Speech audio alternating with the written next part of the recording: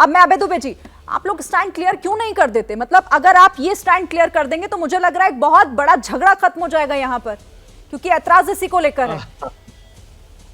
देखिए, बहुत बड़ा स्टैंड क्लियर किया है भारतीय जनता पार्टी का, जहां से संचालित होती है उस मुख्यालय में राष्ट्रीय स्वयंसेवक संघ ने अपना स्टैंड क्लियर किया कि अब मोदी जी का चेहरा चलने वाला नहीं, और ये देश के लिए बहुत बड़ा संदेश भारतीय जनता पार्टी।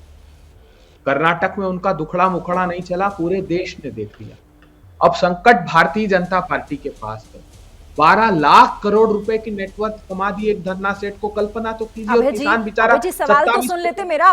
मैं रीना गुप्ता के सवाल पर आपसे पूछ रही हूँ, आप बोलिएगा, पहले उनका जवाब दे दीजिए ना, वो भी उम्मीद कर रही होंगी।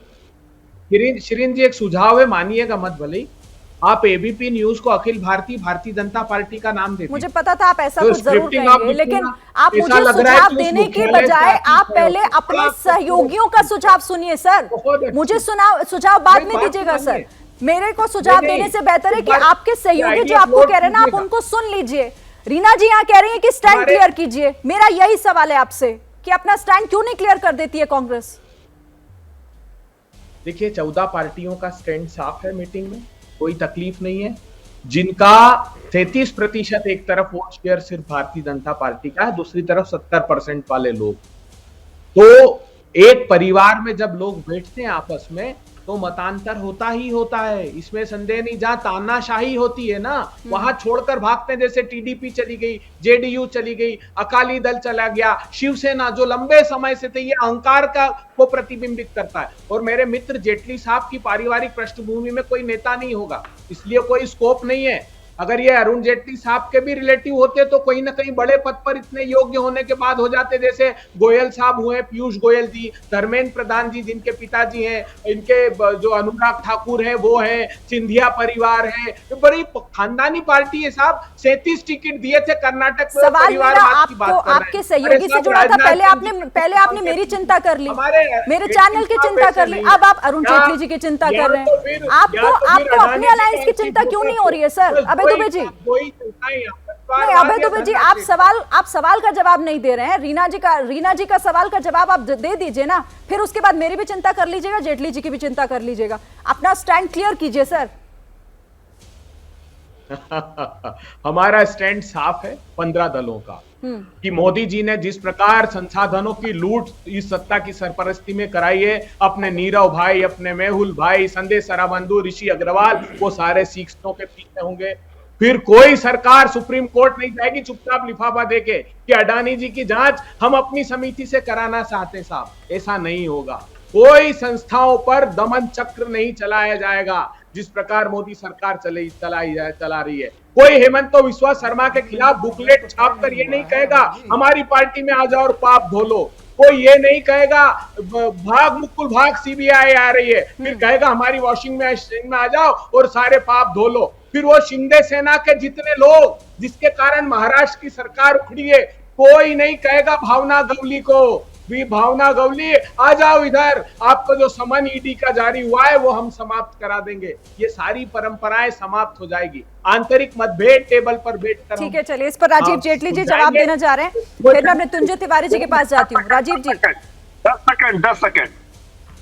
किरण जी, हाँ बोलिए मृत्युंजय जी, ठीक है बोल लीजिए। देखिए कंक्लूजन ये है, सारे बैठक का जो संदेश गया है, ये गया है, दिल दिया है जान भी देंगे ए वतन तेरे लिए। हम लोग देश के खातिर एक हुए हैं, लोकतंत्र संविधान को बचाने के लिए। और जो हालात हैं वो आपातकाल के दौर का याद बीजेपी दिलाती है, ये आफत काल बना हुआ है, इससे मुक्ति के लिए हम लोग एक हुए हैं। तो इस एकजुटता से तो बीजेपी की व्याकुलता बढ़ेगी, ये तो हम लोगों को अंदाजा है ही। तो इधर उधर की बात हो रही है, होने दीजिए। दूसरे बैठक में सारा ब्लूप्रिंट देश की जनता के सामने होगा, क्या होने जा रहा है, क्या हमारा रोडमैप होगा, क्या हम जनता के लिए आ रहे। राजीव जेटली जी,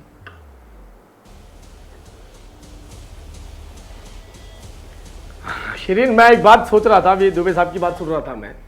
देखिए पहले क्या फर्क आया इस बात को थोड़ा अंदाजा लगाइए। वैसे डिबेट को मैं चेंज नहीं करना चाहता था क्योंकि आपने पीडीएफ पे महागठबंधन में रखी थी और मैं भी उसको एंजॉय कर रहा हूँ डिबेट को आपकी। कभी भी कोई आदमी पैनल पे बैठ के एंजॉय नहीं करता, खुद बोलना चाहता है, लेकिन मैं सुनना चाह रहा था, बेहतर सुनने को मिल रहा था देश की जनता को भी और मुझे भी।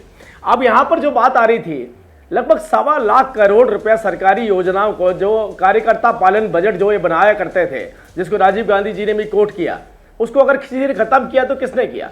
गरीब जनता का पैसा कार्यकर्ताओं को पालने के लिए यूज किया जाता था, अलग माध्यम से तो अलग किया जाता था।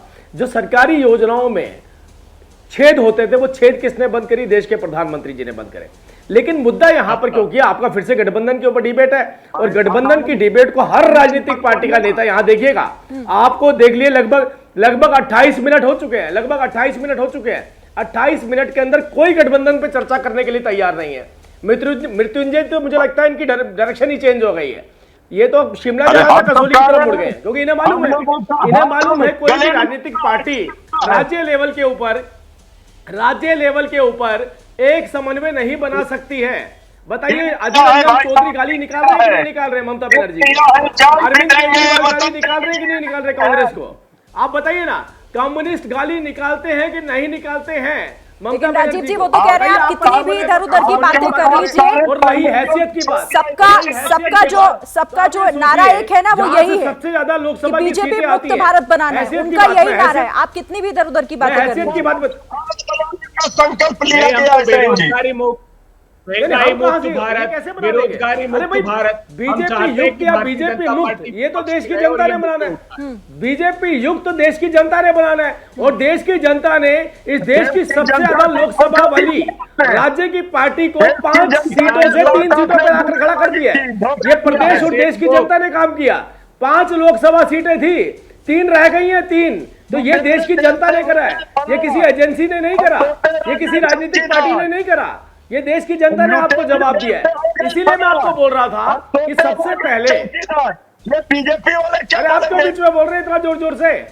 अरे आप इतना नहीं बोलेंगे जोर से। अरे आपके सिग्नल नहीं आ रहे, आपके रास्ता भटक गए, आप शिमला नहीं पहुंच पा रहे हैं। आप सुनिए मेरी बात, आप रास्ता भटक चुके हैं।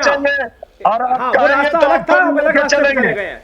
अगर शिमला पहुंचे होते या पहुंचना होता ना, तो आज की 28-30 मिनट की डिबेट को कहीं ना कहीं गठबंधन पर सीमित करते।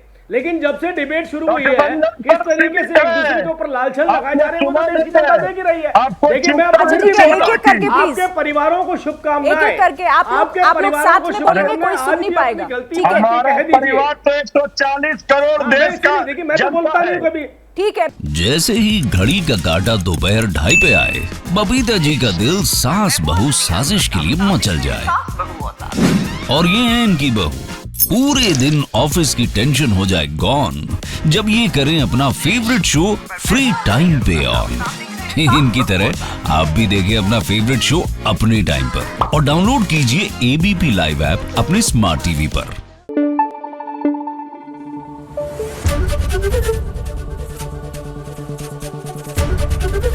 ABP न्यूज आपको रखे आगे।